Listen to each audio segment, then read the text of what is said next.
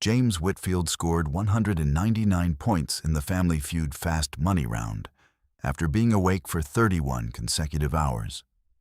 After working a double shift at a fulfillment warehouse in Columbus, Ohio, after driving 7 hours to Atlanta in a car with a cracked windshield and a gas gauge that he had been watching with everything he had because he did not have the money for a second tank if it ran out. He needed one more point. He needed 200. He needed the $20,000 for his 7-year-old daughter Amara's next round of chemotherapy, which his insurance had denied for the third time, 12 days before the taping. When Steve Harvey read the number from the board, James turned away from the audience, pressed both hands flat against the podium surface, and did not move.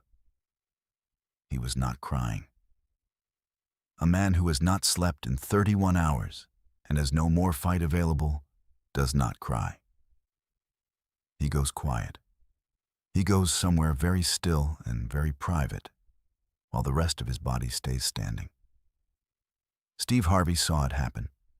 He put his cards down.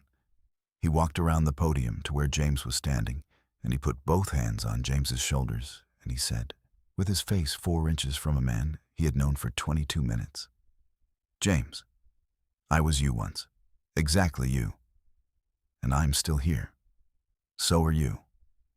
It was a Thursday morning in April 2022, and James Whitfield, 34, had made 12 decisions in the previous 6 days that no man should have to make alone. He had decided which credit card to use for Amara's next prescription refill. He had decided which shift to pick up and which to skip, based on which left him enough hours to sleep before the next one.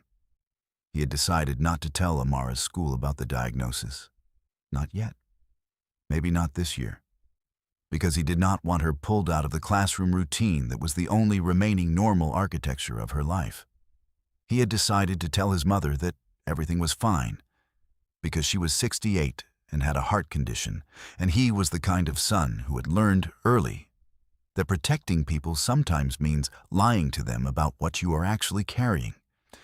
He had decided that driving to Atlanta was worth the gas. He had decided to believe in a game show. Amara Whitfield had been diagnosed with acute lymphoblastic leukemia 11 months before the taping. She was 6 when the diagnosis came. James had been at the hospital when the doctor spoke.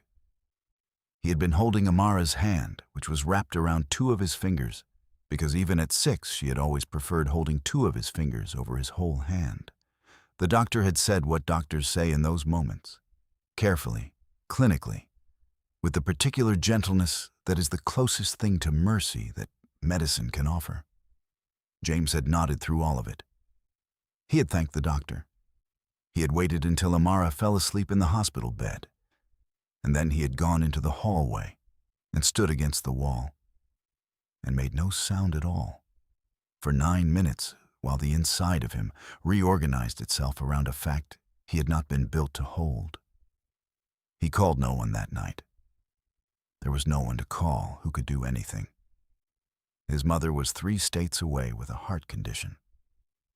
Amara's mother had not been in the picture for 2 years. His brother was managing his own crisis. The friends he had once had required maintenance he had not had time to perform for 18 months, and they had drifted the way unwatered things drift. He went back into Amara's room. He sat in the chair beside her bed. He stayed there. The treatment plan was aggressive and targeted and partially covered. The insurance, a plan he had through the warehouse's employer group, covered the standard protocol completely. The issue was that Amara's oncologist had recommended a supplemental immunotherapy drug at month 8 of treatment, a drug with a name that was 12 syllables long and that had been approved by the FDA 14 months earlier, and that was showing strong results in pediatric all cases with Amara's specific genetic marker. The insurance company classified it as supplemental, which was technically accurate the way a lot of technically accurate things are also functionally cruel, and denied the claim in December 2021. James appealed. The appeal required a letter from the oncologist. 2 supporting studies from peer-reviewed journals, and a patient advocate statement. He assembled all of it in 3 evenings while Amara slept. The second denial came in January 2022. The language used the phrase, "not yet standard of care," which James had also looked up and then sat with for a while at the kitchen table after Amara's bedtime. He applied to Family Feud on a Sunday in February 2022 at 11:45 at night, on the family laptop that Amara used for school. He filled out the form carefully. He listed his sister Janelle as his partner. He did not tell Amara about it. He told himself that he would tell her if they got called. They got called in March. He told Amara they were going to Atlanta for a TV thing. She said, "Are we going to be on TV?" He said yes. She said, "Can I wear my pink dress?" He said yes. She said, "Is it going to be fun?" He said with complete honesty, "I think so, baby." She said, "Are you scared?" He was quiet for a moment. Then he said, "I'm excited." That's almost the same thing. She thought about that. She said, "Daddy, you're always almost scared." He did not know what to say to that. He pulled her into a hug and she let him. But nobody knew he was running on 31 hours of no sleep. And nobody knew Amara was at home with his mother, who had come up from Georgia specifically for this, heart condition and all, and that she had made him promise to call the moment the taping was over. And nobody knew what was in the bag James had left in the rental car, because that wasn't even the part that broke something open in that studio. The part happened before the fast money round. Steve Harvey was running through the family introductions, the warm-up segment before the game, and he turned to James and said, the way he always says it, "So, James, tell me something about yourself. Tell me why you're here." James looked at Steve. He said, "I'm here because my daughter has leukemia and I need the money for her treatment." He said it the way a man says things he has said to himself so many times, they no longer feel devastating, matter-of-fact, clean, without extra weight. The room went quiet. Steve said gently, "How old is she?" James said, 7. Steve said, "What's her name?" James said, "Amara." And then Steve said, "What does Amara know about today?" James said, "She knows I'm trying to win something for her. She doesn't know what." Steve said, "What did she tell you before you left?" James was quiet for 2 seconds. Then he said, "She said, 'Daddy, you're always almost scared.' And she hugged me." Steve Harvey pressed his handkerchief to his face. He had to turn away from the audience for 6 seconds. When he turned back, his eyes were red. He said, "Okay, let's play this game." The game was close. James and Janelle played well. The fast money round came. Janelle went first and scored 94 points, a strong, high score. James needed 106. He stood at the podium. He answered the first question before the word "next" was fully out of the host's mouth. He was moving on adrenaline and something older than adrenaline.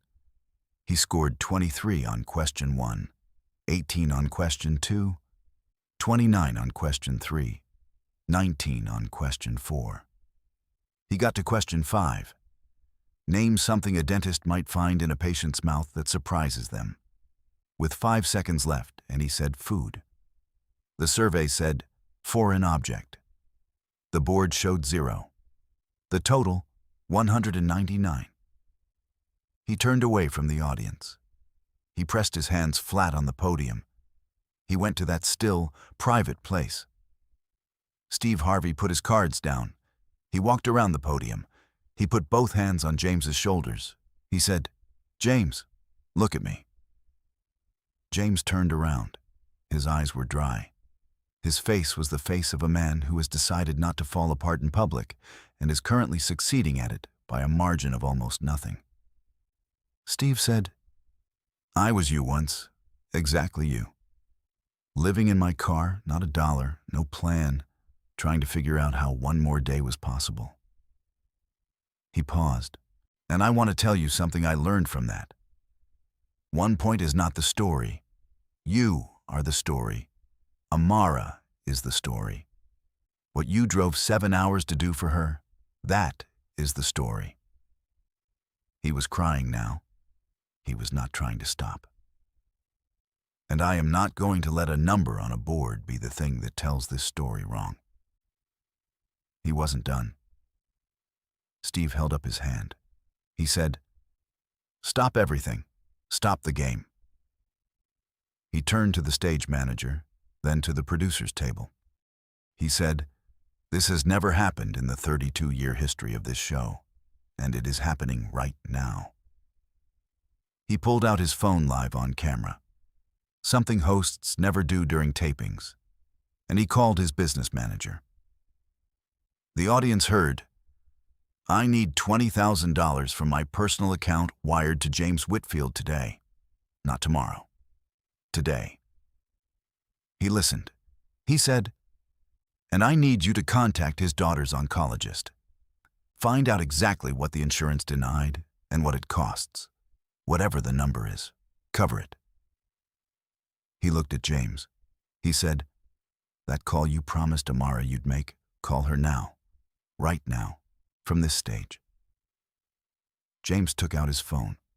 He called Amara. She answered in 2 rings. The studio microphone picked up her voice, small and clear, across the room. "Daddy, did you win?" James said, "Yeah, baby, we won." Amara said, "I knew it. I told Grandma you would." And 300 people and 4 running cameras caught the sound of a 7-year-old girl in a pink dress in Columbus, Ohio, being completely, absolutely right about her father. The audience thought that was the peak. They were wrong. Steve turned to the competing family, the Jefferson family from Louisville, who had been watching all of it with their hands in each other's hands. Dorothy Jefferson, 73, the grandmother of the team, walked across the stage, wrapped James Whitfield in both arms, and said into his shoulder, "You're a good father. You're a very good father." James put his head down. His shoulders moved once. Then he straightened up. Steve said, "And the Jefferson family's going home with their full prize too, because you were good people in this room today." When the episode aired 6 weeks later, the moment Amara's voice came across the studio, "Daddy, did you win?" had been viewed over 420 million times. It became the most watched moment in the history of Family Feud across all platforms. The hashtag #DibarshAmara trended globally for 19 days. The clip was played at the Academy of Television Arts and Sciences annual ceremony. It was referenced in a congressional hearing on pediatric cancer insurance coverage reform. 3 months after the taping, Amara Whitfield began the supplemental immunotherapy treatment. Her 6-month scan showed the response her oncologist had hoped for. Her hair, which had thinned significantly during standard treatment, began to grow back. James sent a photo to Steve Harvey's production team.